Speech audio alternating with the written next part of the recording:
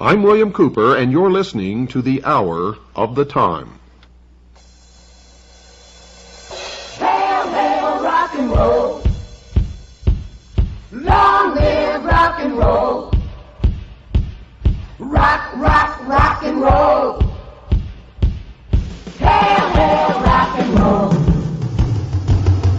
Up in the morning and out to school.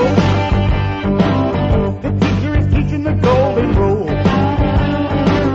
American history, practical math. You're studying hard, you're hoping to pass. Working your fingers right down to the bone. The guy behind you won't leave you alone. Ring, ring goes the bell. The cook in the lunchroom is ready to sell. You're lucky if you can find a seat. You're fortunate if you have time to eat. Back in the classroom, open your books. Oh man, the teacher don't know how mean she looks. Soon as 3 o'clock rolls around, I'm out of here, man, I'm going to town. finally lay your burden down. I'm nobody's fool, I'm nobody's clown. Close up your books, get out of your seat. This is a plan that can't be beat. Down the hall and into the street. My dancing shoes are on my feet. Up to the corner, round the bend. Can't handle this, just tell me when. Right to the juke joint you go in. I'm here, I said, it's me, Portland. Drop the coin right into the slot. You gotta hear something that's really hot. With the one you love, you're making romance. All day long you've been wanting to dance. Oh yeah. I'm feeling the music from head to toe. Round and round and round you go.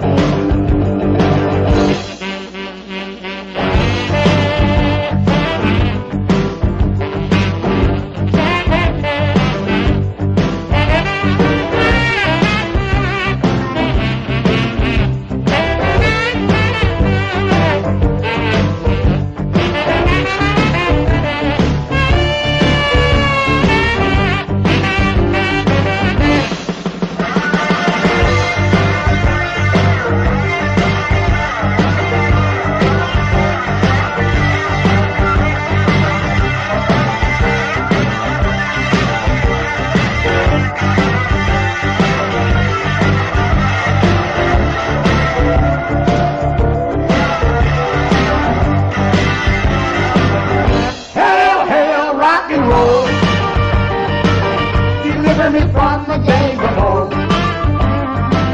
A long live rock and roll. The beat of the drums loud and bold. A rock, rock, rock and roll. The beat is their body and soul. Hail, hail, rock and roll. Hail, hail, rock and roll. Hail, hail, rock and roll. Hail, hail, rock and roll. Long live rock and roll. Long live rock and roll. Rock, rock, rock and roll. Rock, rock, rock and roll. Rock, rock, rock and roll. Rock, rock, rock and roll. Hail, hail, rock and roll. Hail, hail, rock and roll. Oh, mama.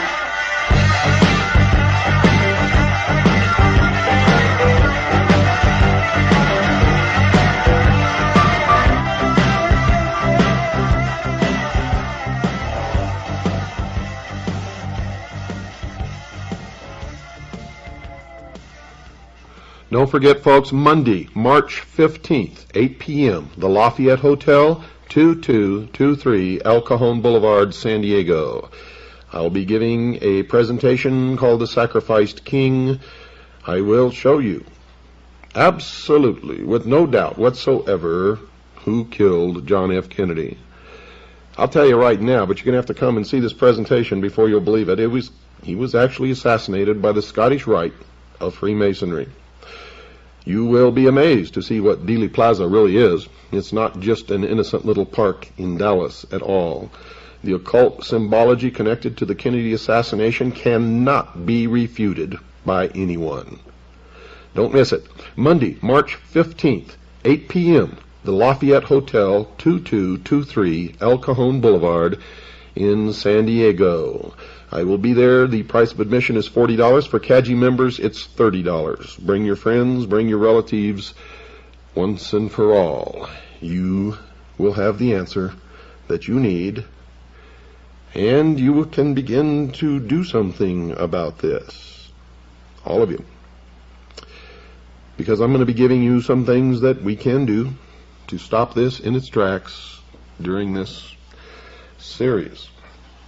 Also, we need money, folks. We need donations to stay on the air. If you want this show to stay on the air, make a check or money order out to WWCR, not to me. I don't want your money. It goes right directly to the radio station. Make checks or money orders out to WWCR, not to me. Send them to Stan, Post Office Box 889, Camp Verde, Arizona, 86322. That's Stan, Post Office Box 889, Camp Verde, Arizona, 86322. Or you can call Stan and talk to him, ask him to send you a packet of information. His number is 602-567-6109. That's 602-567-6109. Now, if you'd like to join CAGI, that's the Citizens Agency for Joint Intelligence, send $45 along with your name and address. Tell us you want to join CAGI, and we'll put you on the rolls. Now, if you live in another country outside the United States, the membership fee is $55, and yes, you too can join. We're interested in saving the Constitution, the United States of America, and freedom for the world, so you're not left out no matter where you live. Okay? If you're interested in purchasing my book, Behold a Pale Horse, which has many of the answers in it that you're all looking for. If you're a CAGI member, it's $25. That includes postage and handling. If you're not a CAGI member, it's $30, and that includes postage and handling. Send it to the same address, to Stan, Post Office Box 889, Camp Verde, Arizona, 86322. Now, at the Lafayette Hotel that weekend, the 12th, 13th, 14th, and 15th, we'll be there. We'll have a table. My books will be there. Also, tapes of the Kennedy assassination will be there. Also, tapes of my Atlanta lecture, which is over 7 hours in length. They will be there. If you like to get a copy of those, also my book, Behold a Pale Horse. So I hope to be able to see you there. I want to see CAGI members for sure, and anybody that's a listener to this program. I'd love to meet you, shake your hand, talk, and I'm going to be making myself available to spend with you people when you come. Now, this is a conference. It's called the National New Age and Truth About UFOs Conference.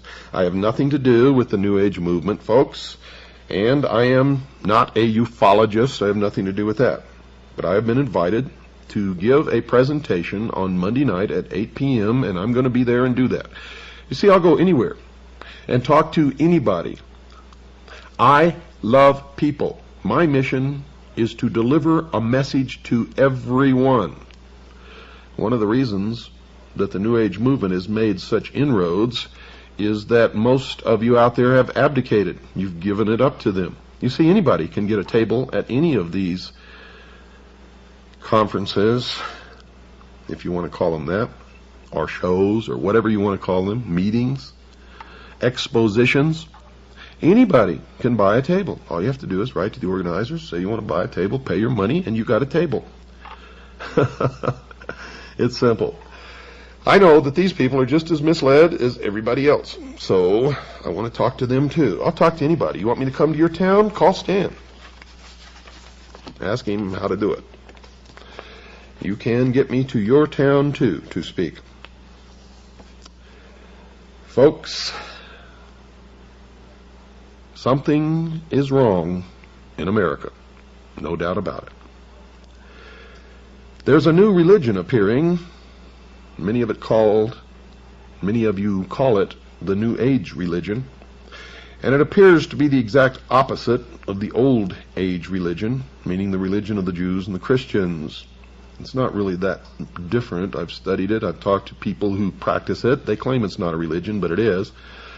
Christ has ceased to become a man, the Son of God, the actual manifestation of God in the flesh on earth, and has become the consciousness, the Christ consciousness. And anyone can be Christ if they have this Christ consciousness in the New Age religion. Now, these are the two religions, the Christian religion and the Jewish religion, that set the United States on its course, because these religions taught that mankind had some basic human rights. They held that the family was the basic unit in all of the world. They believed in the right to private property. They believed in the unalienable, which is defined as being incapable of being surrendered, right to life. They held that each person had the right to worship their God, and they held that all had the right to freedom of association, as shall be so disclosed during this series. These positions were deemed to be self-evident by those who wrote the American Declaration of Independence and the Constitution, and became the cornerstones of the American civilization. The term self-evident, folks, means that these human rights were not worthy of debate because they stood on their own, simply because they were true. They could not be debated because they were creator endowed by God. Yet, folks, today these cornerstones of American life are no longer self-evident to many. They are being publicly discussed. People and organizations are now debating whether an individual has the basic human rights to life, liberty, and property. There's a great danger in this. Friedrich Wilhelm Nietzsche, a German philosopher and one of the teachers of many of the world's leading communist revolutionaries and international socialists, put the argument quite succinctly in this statement, quote, "I condemn Christianity. I raise against the Christian church the most terrible of all accusations that any accuser uttered. It is to me the highest conceivable corruption," unquote. Remember, the priests, the initiates of the mystery schools, believe that Christianity is a corruption of the mysteries, the worship of Lucifer, represented by the sun, the light, Osiris. Tex Mars, an author who has written in opposition to the New Age, wrote this about their hatred of the Christians. Quote, "The New Age believer is told, you could be a god in the next instant if only those horrible Christians weren't around with their poisonous attitudes," unquote. That thought was illustrated by another of the important New Agers, David Spangler, who wrote this in his book entitled Reflections on the Christ. Quote, "We can take all the scriptures and all the teachings and all the tablets and all the laws and all the marshmallows and have a jolly good bonfire and marshmallow roast because that is all they are worth," unquote.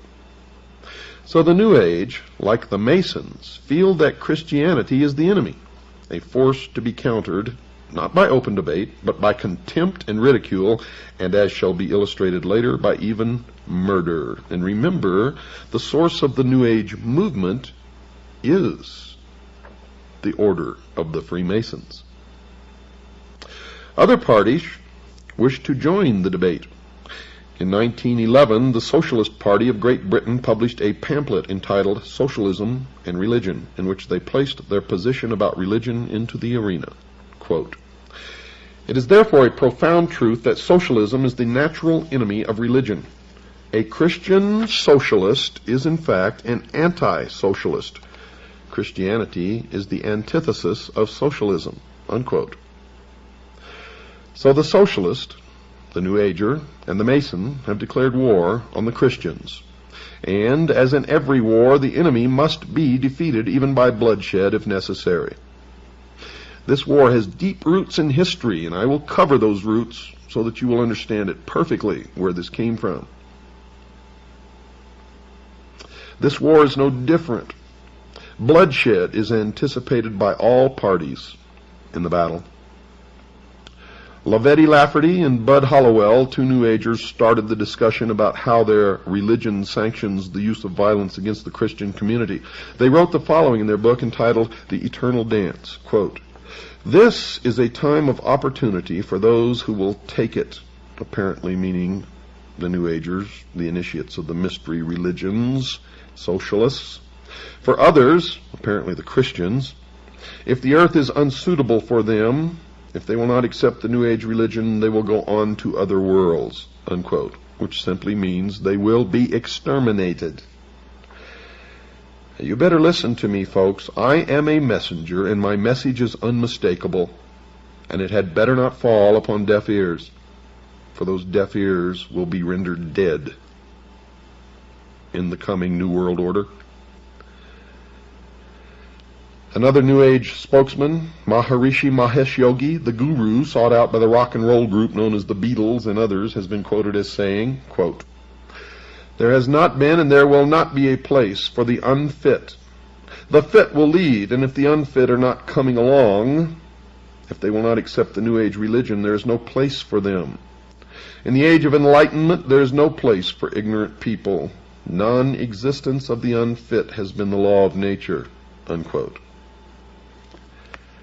Another example of New Age thinking on this vital issue came from a pamphlet available in a bookstore selling New Age material. It was published by something called the Guardian Action Publications of New Mexico, and it was entitled Cosmic Countdown.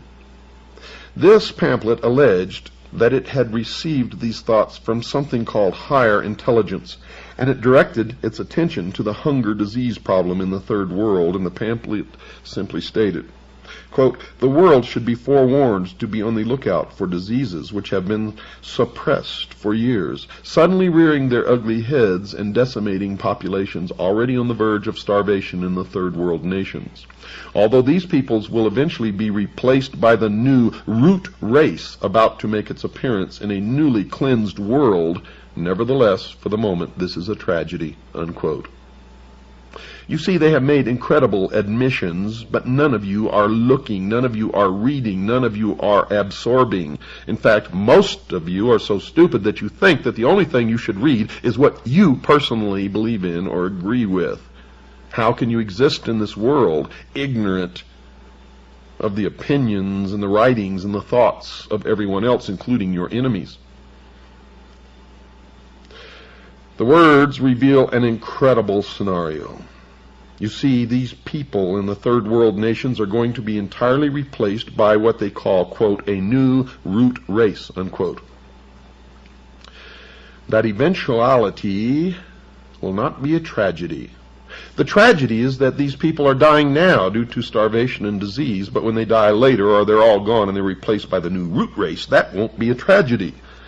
The concept that a new race of people will inhabit the world in the New Age millennium has been expressed by other believers in the religion. Ruth Montgomery, previously mentioned, has written about that change. Quote, "Those who survive the shift will be a different type of people from those in physical form today, freed from strife and hatred, longing to be of service to the whole of mankind. The souls who helped to bring on the chaos of the present century, apparently the Christians and the Jews, will have passed into spirit to rethink their attitudes," unquote. To show that the New Agers are talking about the physical death of the enemy, one must only search the writings of other New Agers. Another believer to write on the subject of the destruction of those who will not accept the new religion was Ruth Montgomery, and she has been quoted as saying in a transcribed interview carried by a magazine called Magical Blend, quote, "Millions will survive and millions won't. Those who won't will go into the spirit state because there is truly no death," unquote. Estimates of the number to perish have been made by some New Agers. One who has made such an estimate is John Randolph Price, who was quoted by Tex Mars in his book about the New Age, and he said that, quote, John Randolph Price was told by his spirit guide that up to 2.5 billion might perish in the coming chaos, unquote. And we already know that the goal of the plan called Global 2000 is to deplete the population by 2 billion people by the year 2000. Now, that estimate is about half of the current world population, 2.5 billion. Another estimate of the number required to die because they will not accept the new religion was offered by the so-called Tibetan master, Djwhal Khul, who has said in one of his channeling experiences that 1/3 of all humanity must die by the year 2000. And that would be about 2 billion people, at least. Channeling is one of the strange activities occurring inside the New Age religion. I have witnessed this, and I can tell you most channelers are just fraudulent con artists who are taking the money of those who pay to hear this channeling from dead spirits or ancient teachers or other world spirits. Some of the believers claim that they have the ability to call forth the deceased spirit of someone who lived many years before. Quite often, these spirits claim to be the ascended masters, those who have gone on to discover the eternal truths of all creation. One such believer who claimed to be in touch with a master was Alice Bailey, previously mentioned. Her spirit called himself Djwhal Khul, and she claimed he spoke through her, saying, quote, Death is not a disaster to be feared. The work of the destroyer is not really cruel or undesirable. Therefore, there is much destruction permitted by the custodians of the plan, and much evil turned into good, unquote. Now, just what the plan constituted was told to the world by Benjamin Krim, another New Age leader.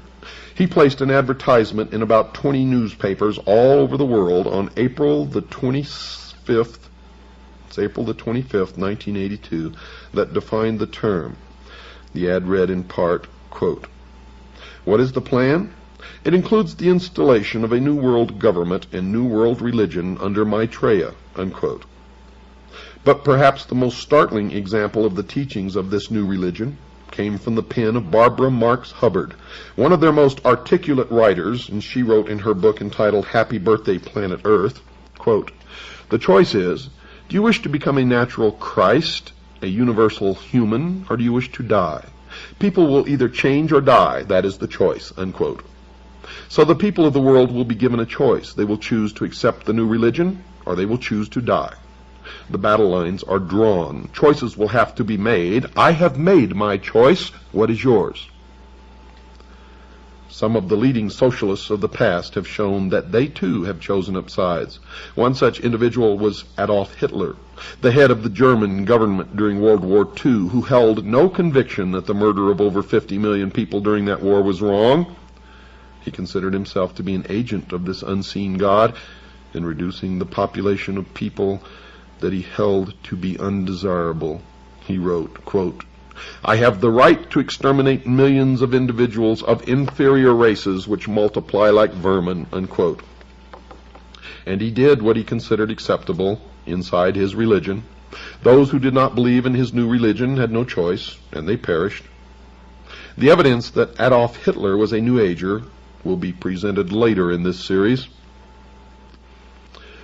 Another of the leading spokesmen for the socialist position was George Bernard Shaw, a well-known writer during his day. He wrote a book entitled The Intelligent Woman's Guide to Socialism, in which he stated, quote, I also made it quite clear that socialism means equality of income or nothing, and under socialism you would not be allowed to be poor. You would be forcibly fed, clothed, lodged, taught, and employed whether you like it or not, whether you're useful or not, even if it were discovered that you had not the character and industry enough to be worth all this trouble. You might be executed in a kindly manner, but whilst you were permitted to live, you would have to live well, unquote. Socialism is the greatest perversion deception and lie that has ever existed on the face of this earth, and has brought nothing but misery, death, poverty to people who have been subjected to its cruelties. The Masonic writer Albert Pike placed the Masonic order into the discussion when he wrote this in his book Morals and Dogma. Quote, "It is not true to say that one man, however little, must not be sacrificed to another, however great, to a majority or to all men. That is not only a fallacy, but a most dangerous one. Often one man and many men must be sacrificed, to the ordinary sense of the term, to the interest of the many. The interest and even the life of one man must often be sacrificed to the interest and welfare of his country." Unquote. The religious view is that the sacrifice of one life for the interest of the many is murder, and those who believe in the God of the Bible are told not to commit this act. The commandment against this practice is contained in Exodus 20, verse 13 of the Old Testament, and in Matthew 5, verse 21 in the New, and is simply expressed in these simple words, quote, "Thou shalt not kill," unquote. The principle is easy to understand. No person has the right to take the life of another. This understanding is nearly worldwide. There are, of course, cultures that have determined that human sacrifice, cannibalism, and murder are acceptable forms of behavior, but these are rare in the history of man. But here we are being exposed to a whole new religious view, one growing daily in size and stature, that openly advocates the wholesale slaughter of entire races of people. Adam Weishaupt, the founder of the Bavarian branch of the Illuminati, has also endorsed this new conviction that murder was not improper by including it in the initiation ceremony into the order. He has his initiator tell the initiate, quote, "Behold our secret. If in order to destroy all Christianity, all religion, we have pretended to have the sole true religion, remember that the end justifies the means, and that the wise ought to take all the means to do good which the wicked take to do evil." Unquote. The initiate was told that he may use whatever means, murder included, to achieve the goals of the association that he was joining, and that the major goal of the Illuminati was the destruction of all religion, including Christianity. That meant that if Christians physically stood in the way, they would be removed by simply murdering them. Weishaupt even went so far as to say that anyone not willing to take the life of another was unfit to join the Illuminati.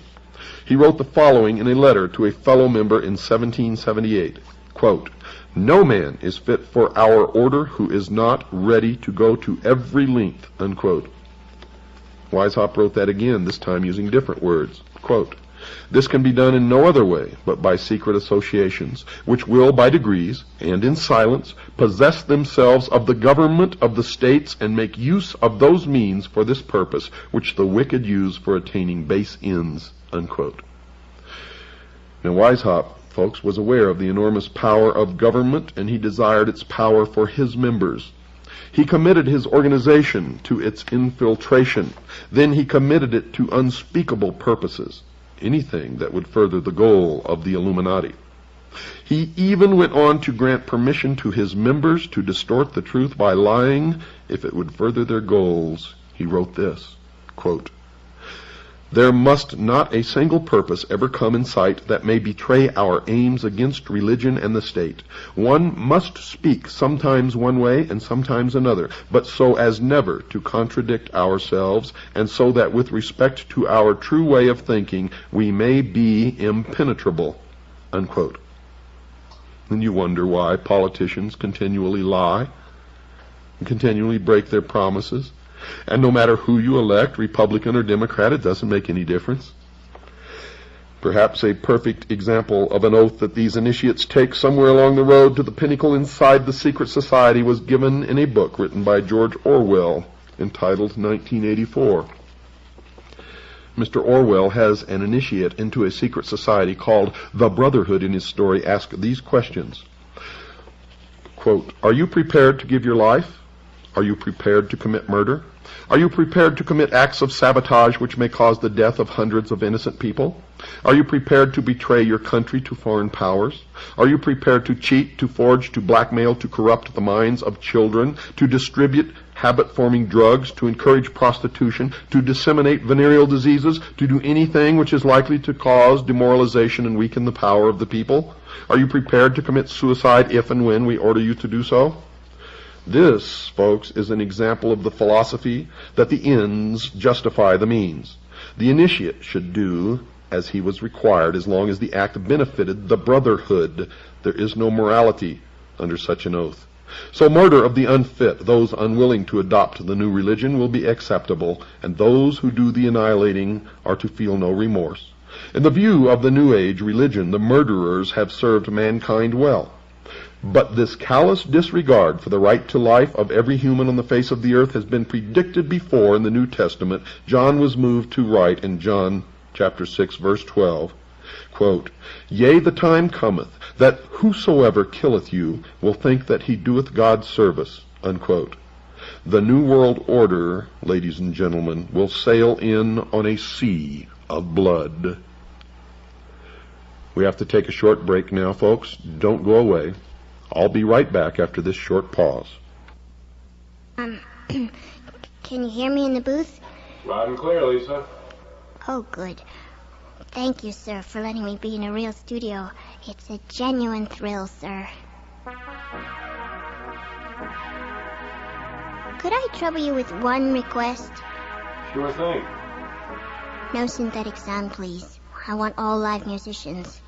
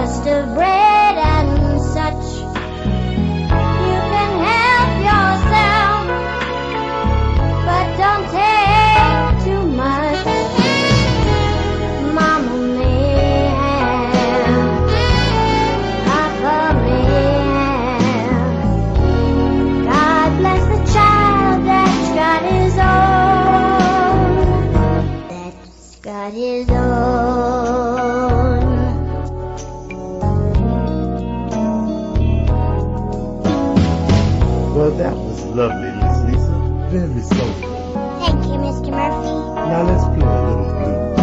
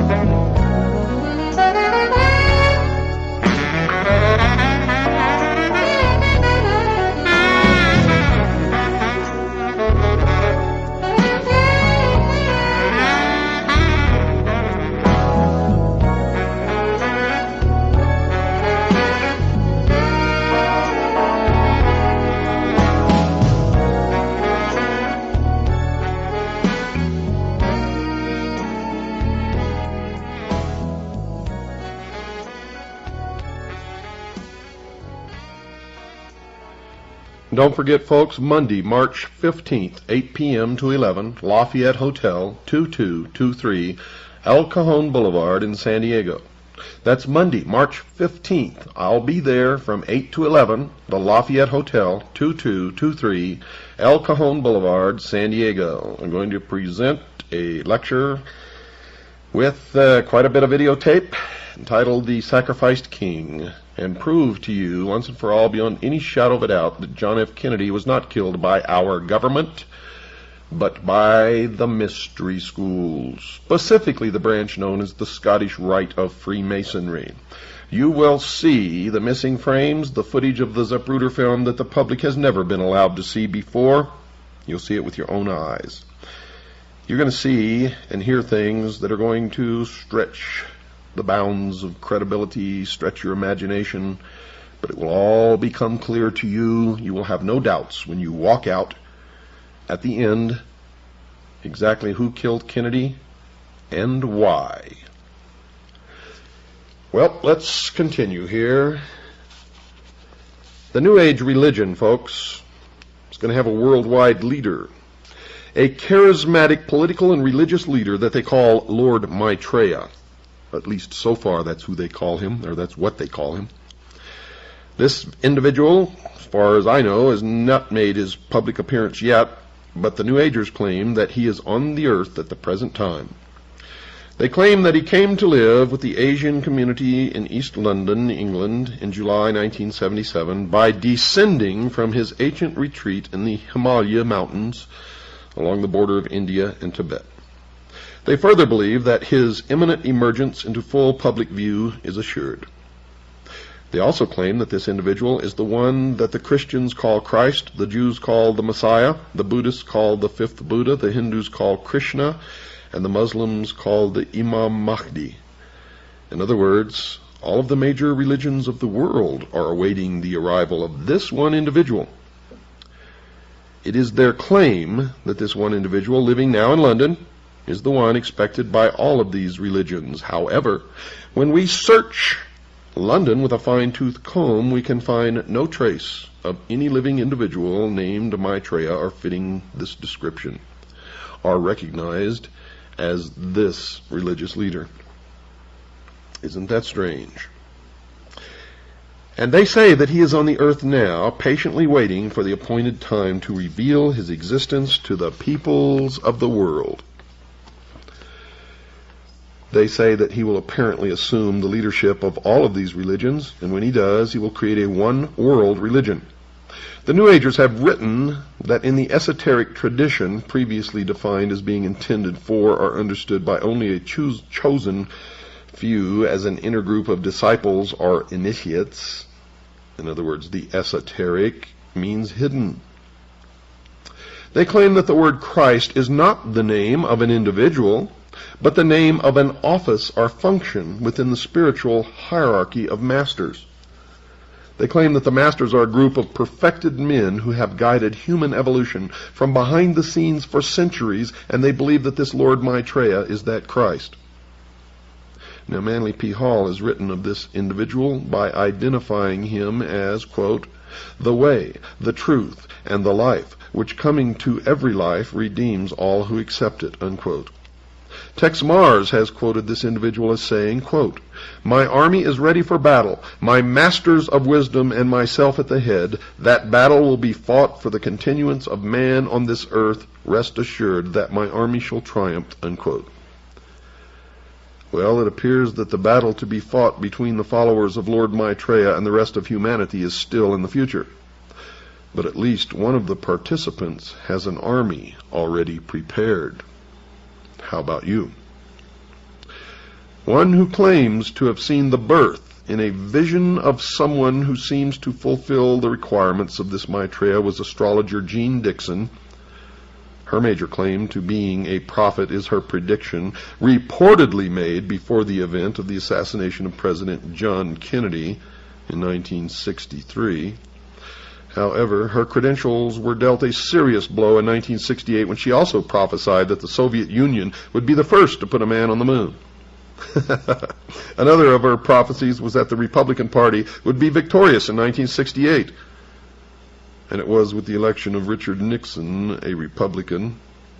But she also predicted that within the following decade, 1970 to 1979, the two-party system, as we have known it, will vanish from the American scene. She further predicted that Richard M. Nixon had excellent vibrations for the good of America and would serve the country well. So you can see that she is a very accurate person from which to judge the course of the future.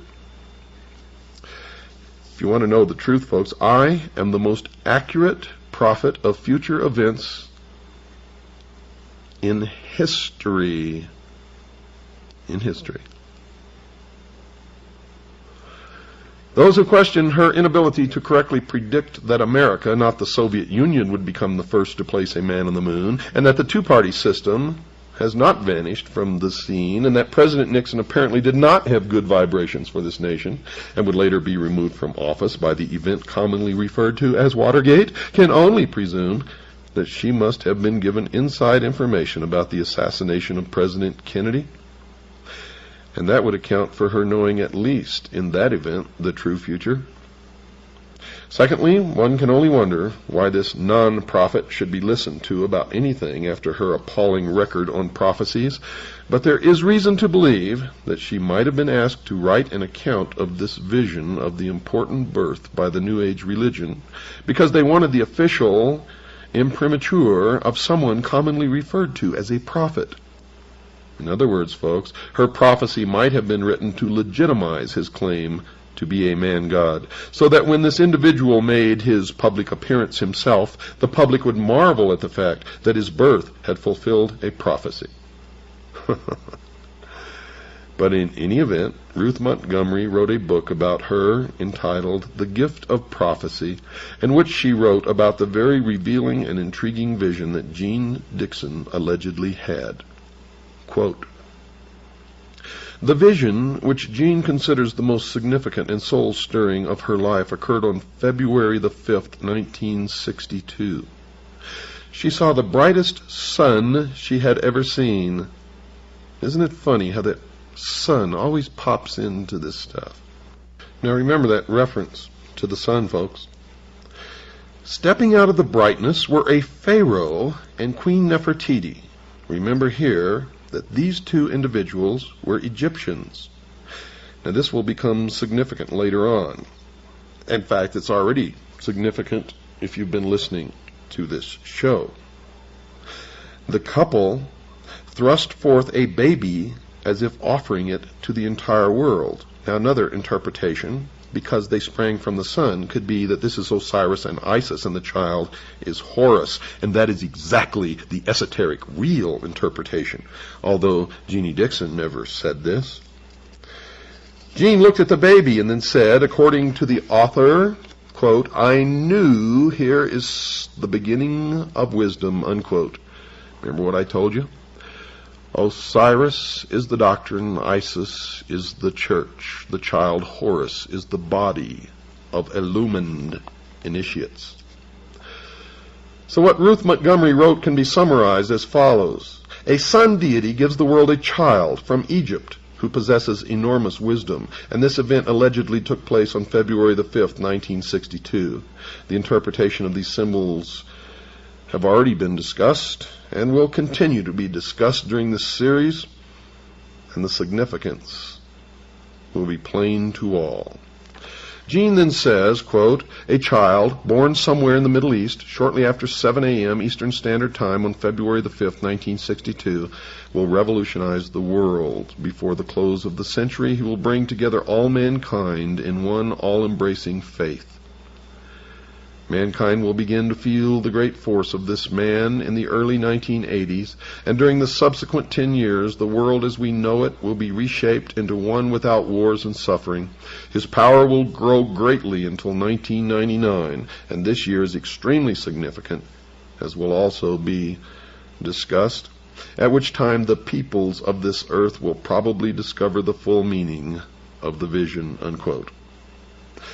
So according to this vision, a child born on February the 5th, 1962, will grow up to bring a one-world religion onto the face of the earth, and his efforts will be successful in 1999. The New York Times newspaper, folks, ran 3 consecutive articles on the conjunction of 5 planets, the sun, the moon, and an invisible body that astrologers call Ketu, starting on February the 4th, 1962.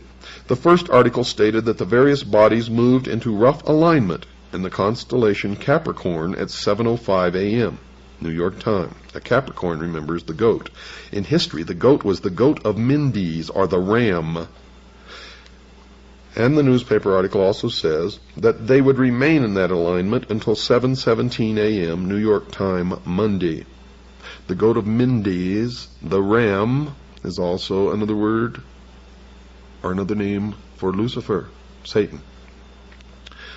However, the article went on to say that most of the people in India became alarmed because most astrologers were making predictions of disasters.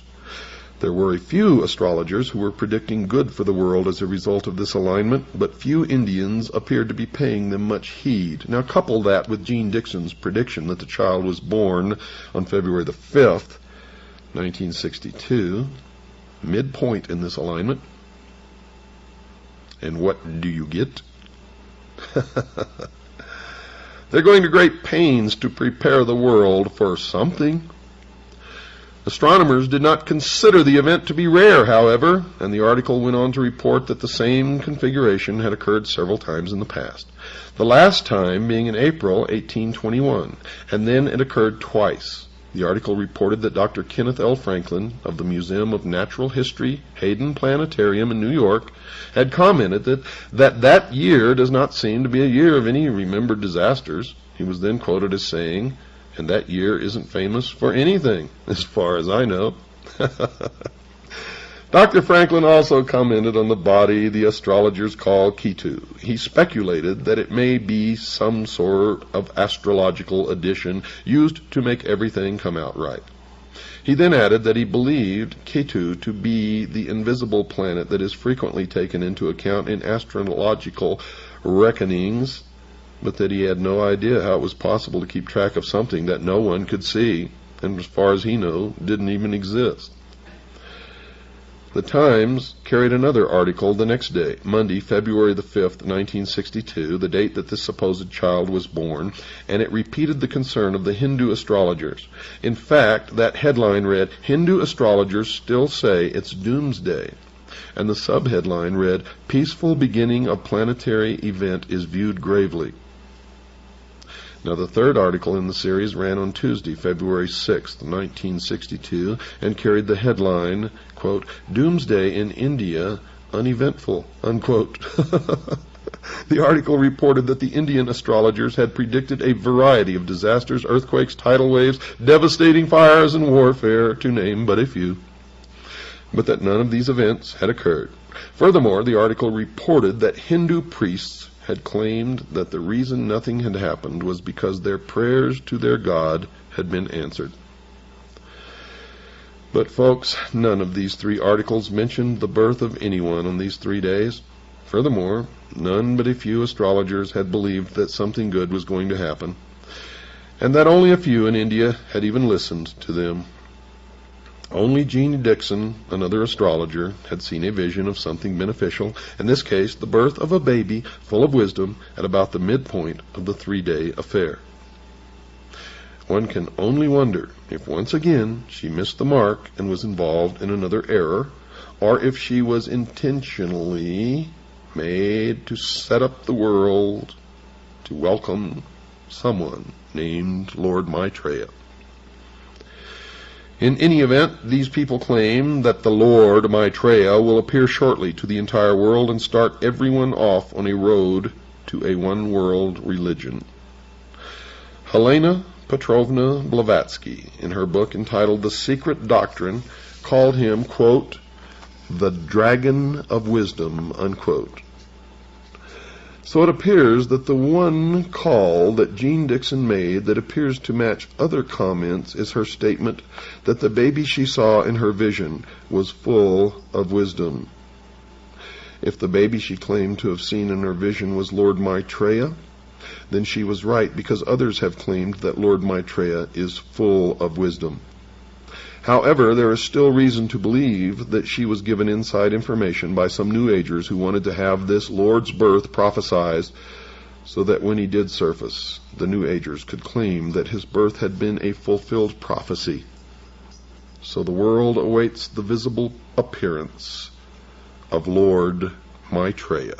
Ladies and gentlemen, dear listeners, so that you would realize that I'm not making any of this up, I took last night's program and tonight's program verbatim from the introduction all the way through Chapter 3 of a book entitled The New World Order by my good friend A. Ralph Epperson. Again, the title of the book is The New World Order by A. Ralph Epperson, and you can order that book in any good bookstore. If you can't find it in your area, contact us and we will make arrangements with Mr. Epperson to be able to furnish that book to you if you would like to purchase it. I also recommend that you purchase my book, Behold a Pale Horse. It's a handbook for what's going to happen in the coming years, especially in this country. And without it, you will be crippled. If you would like to purchase my book, Behold a Pale Horse, if you're a CAGI member, send $25. That includes postage and handling. If you're not a CAGI member, send $30. That includes postage and handling. Also ask for a packet of information on how to join CAGI and all of the other things that we have available for you. Send it to Stan at Post Office Box 889, Camp Verde, Arizona, 86322. That's P.O. Box 889, Camp Verde, Arizona, 86322. Or you can call Stan at 602-567-6109. That's 602-567-6109. While you're at it, folks, reach way down deep into your pockets. Make a check or money order out to WWCR to help us pay for this airtime. If you like this show, if you want it to continue, then please make out a check to WWCR and send it along with your request for information to Stan. Folks, we are nearing the end of the road of civilization as we know it unless we wake up, unless we take control and make sure the future is what we want it to be. And one of the things that we must do now immediately is stop fighting amongst each other. Stop fighting the man who doesn't look like you, or the woman who doesn't look like you, the people who have a different skin color than you do. We must learn to live together, and it's nobody else's business what somebody else's religion is. It doesn't hurt us if they want to practice their religion as long as they are not hurting us in the process. So why go to war with them? We are all brothers and sisters in this world, no matter who we are. Let's learn to live together and love each other. Good night, and God bless each and every one of you.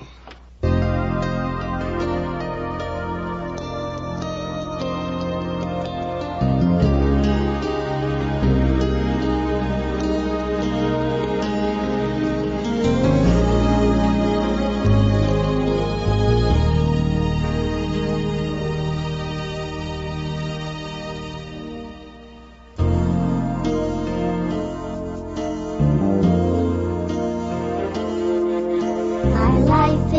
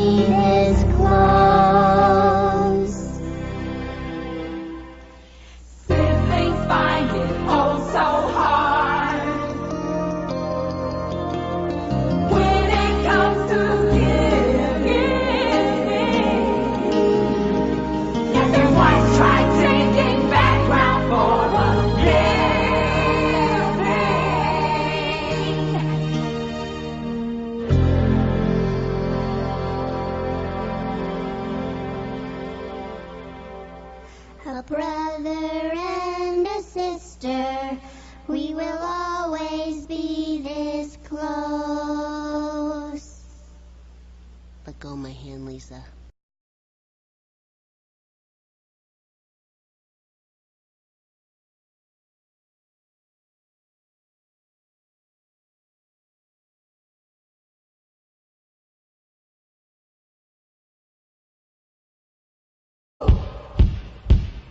Hail, hail, rock and roll. Up in the morning and out to school. The teacher is teaching the golden rule. American history, practical math. You're studying hard, you're hoping to pass. Working your fingers right down to the bone. The guy behind you won't leave you alone. Ring, ring goes the bell. The cook in the lunchroom is ready to sell. You're lucky if you can find a seat. You're fortunate if you have time to eat. Back in the classroom, open your books. Oh man, the teacher don't know how mean she looks. Soon as 3 o'clock rolls I'm around, out of here, man. I'm going to town. finally lay your burden down. I'm nobody's fool. I'm nobody's clown. Close up your books, get out of your seat. This is a plan that can't be beat. Down the hall and into the street. My dancing shoes are on my feet. Up to the corner, round the bend. Can't handle this, just tell me when. Right to the juke joint you go in. I'm here, I say. Deliver me from the days of old. A long live rock and roll. The beat of the drums loud and bold. Rock, rock, rock and roll. The beat is there, body and soul. Hail, hail, rock and roll. Hail, hail, rock and roll. Hail, hail, rock and roll. Hail, hail, rock and roll. Long live rock and roll. Long live rock and roll. Rock, rock, rock and roll. Rock, rock, rock and roll. Rock, rock, rock and roll. Rock, rock, rock and roll. Hail, hail, rock and roll. Hail, hail, rock and roll. Oh, mama.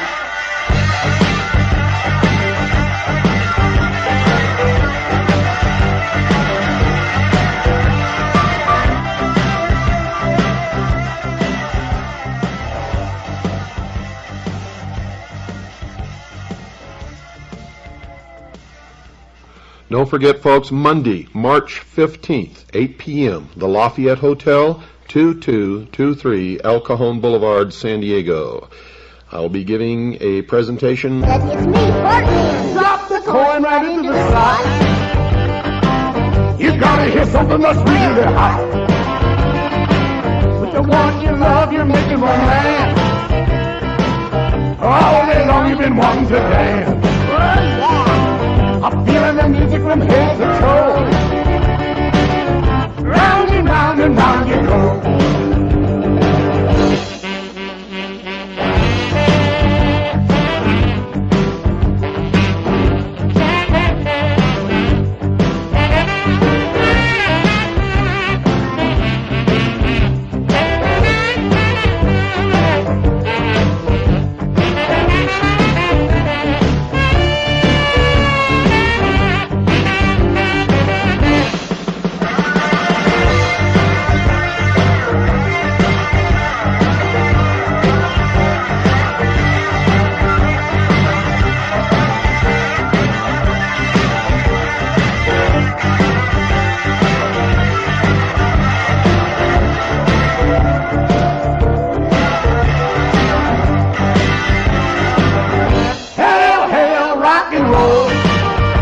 Called the Sacrificed King.